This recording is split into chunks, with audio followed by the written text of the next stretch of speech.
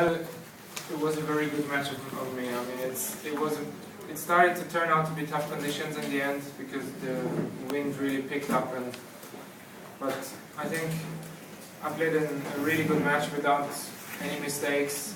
I tried to put the ball in the court and whenever I had a chance also be aggressive, and especially on break points down, I think I played well, having the ball in the racket and putting a lot of pressure when I actually had the chance, and that was the key, I think, to success today. Does it have a special meaning for you to beat Federer for the first time? It does. I mean, I've beaten Rafa last year, I've beaten Ole, so this was the one missing, and I'm very happy that I actually did it today. What did you learn? You lost to him 3 times last year. What did you learn? What was different about today's match? Well, I felt like, without sounding cocky, I felt like the luck, especially when we played at the US Open, the luck was not on my side.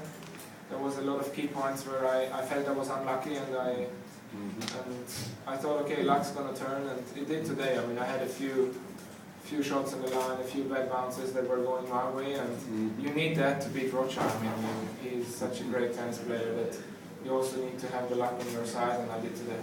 Do you think also the clay is a reason for you is better and for him is worse? Of course, I mean, this also suits me. I mean, I have played a really good clay court season last year, and especially beating Almagro yesterday, gave me a lot of confidence, and I knew I'm kind of climbing to the top of my game on clay, and it's not Rocha's most favorite surface, so this helped for sure.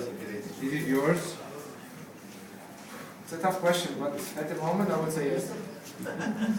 What happened with your back in the beginning of the game? Well, I did something. I played a backhand and I kind of blocked my spine, but the physio, Graham, he did a great job in unblocking it, and I was a little worried, but then the pain got away quickly and it didn't bother me at all.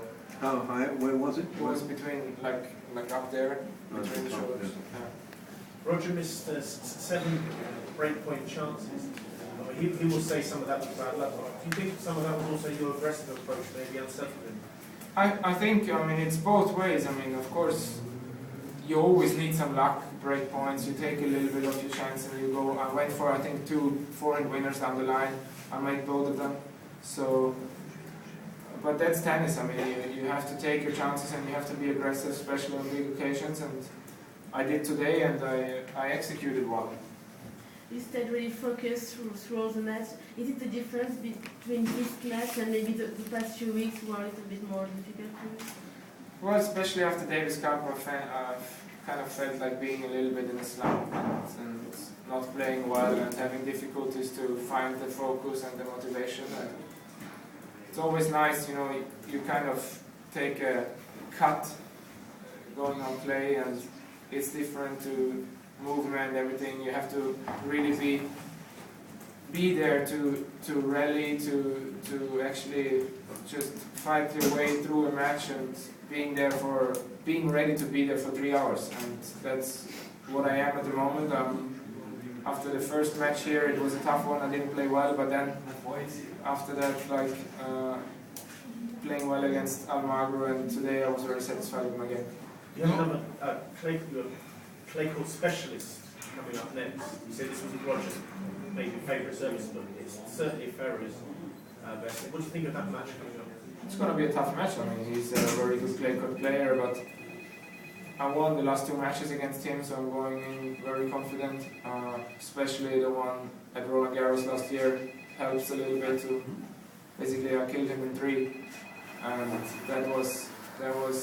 this helps the confidence going into such a match. I mean, obviously I can lose tomorrow. I mean, this is no doubt he's an unbelievable clay court player, but it's always nice to have won the last encounter you played. And going into tomorrow, I'm confident. I'm trying my best. We see what's going to happen.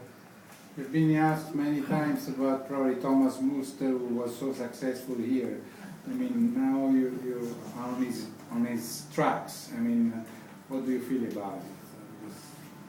Well, this comparison has been taking place a lot of times, and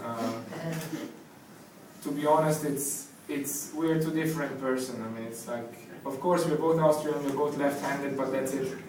And I would love to have his success here. I mean, no doubt about that. I mean, he was a great clay court player, and it's tough to be compared to him because I think he won 43 tournaments on clay.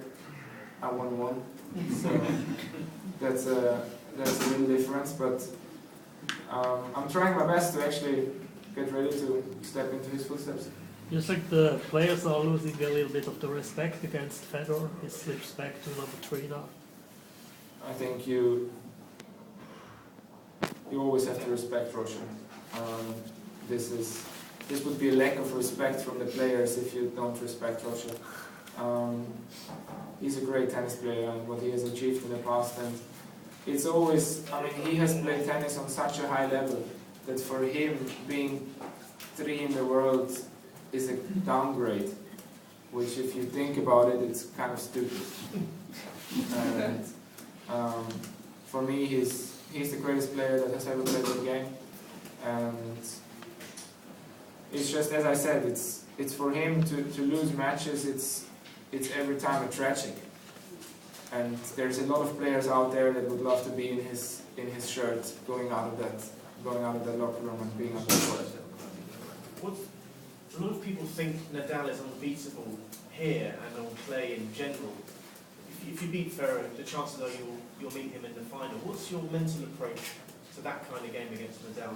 Do you go along with that, or do you think... It would be great if you ask me that question tomorrow. I'm sitting here having won the semis. It's kind of tough to go one step ahead and play mentally a match against Nadal if I haven't beaten Federer yet. But I mean, Rafa hasn't lost a match on clay last year, I believe so. So he's the one to beat. But unfortunately, I'm not in the finals yet. And you're not at the end of the career yet either.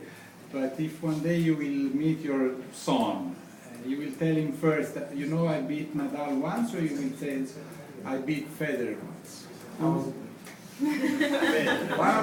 One of the two, you cannot choose both. I cannot choose both, I'll tell him I beat Federer. Any more questions?